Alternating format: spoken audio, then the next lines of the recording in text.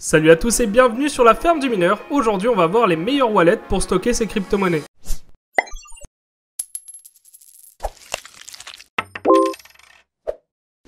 Tournable qui est MetaMask. Alors MetaMask c'est quoi? C'est une wallet qui va s'installer sur votre navigateur. Elle s'installera sur Chrome, Firefox ou Brave.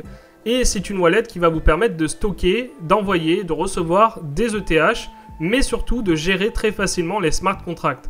En effet, cette wallet est surtout faite pour ça.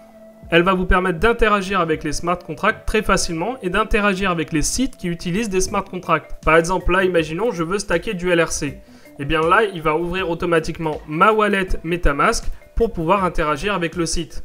MetaMask vous sera aussi très utile en ce qui concerne l'utilisation de DEX, les exchanges décentralisés. Il vous permettra aussi d'interagir avec les sites comme MyEtherWallet. Donc comme vous l'aurez compris, MetaMask est très facile à utiliser et très pratique à utiliser pour les sites qui utilisent des smart contracts. Maintenant, on va passer un cran au-dessus et parler des wallets ultra sécurisées, à savoir les hardware wallets ou cold wallets qui vous permettent de protéger correctement vos crypto-monnaies. Vous avez plusieurs marques, vous avez notamment Ledger que j'avais présenté sur la chaîne YouTube, vous avez aussi Trezor et bientôt vous aurez Ngrave. Donc ce sont des wallets physiques, d'où le nom hardware wallet, mais qui ne sont pas connectés en permanence à la blockchain. En effet, ce qui est protégé dans cette sorte de clé USB que vous voyez ici, eh bien c'est votre clé privée.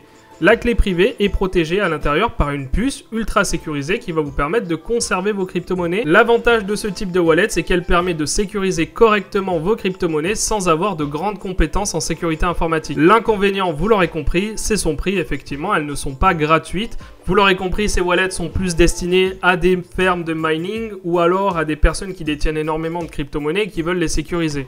Car en effet, si vous avez 10 € d'Ethereum et que vous achetez cette clé à 60 € pour les conserver, ça ne vaut pas le coup. Si vous cherchez une wallet sur mobile, eh bien vous avez par exemple Coinomi ou alors Guarda Wallet qui sont des wallets que vous pouvez utiliser très facilement sur votre téléphone. Alors l'avantage encore une fois de ces wallets, c'est que vous détenez toujours votre clé privée.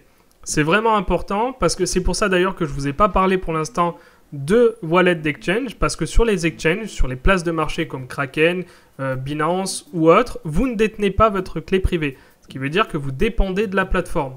Et bien évidemment, si votre crypto-monnaie n'est pas disponible sur une multi-wallet, par exemple si elle n'est pas disponible sur Coinomi, si elle n'est pas disponible sur Atomic Wallet, eh bien vous devrez télécharger la wallet de la crypto en question. Voilà, j'ai fait le tour de toutes les wallets que j'utilise au quotidien. Évidemment, vous en avez d'autres, comme par exemple Jaxx ou T0. Voilà, la vidéo est maintenant terminée. J'espère qu'elle vous aura aidé dans votre choix. Et on se retrouve pour de prochaines vidéos. Ciao!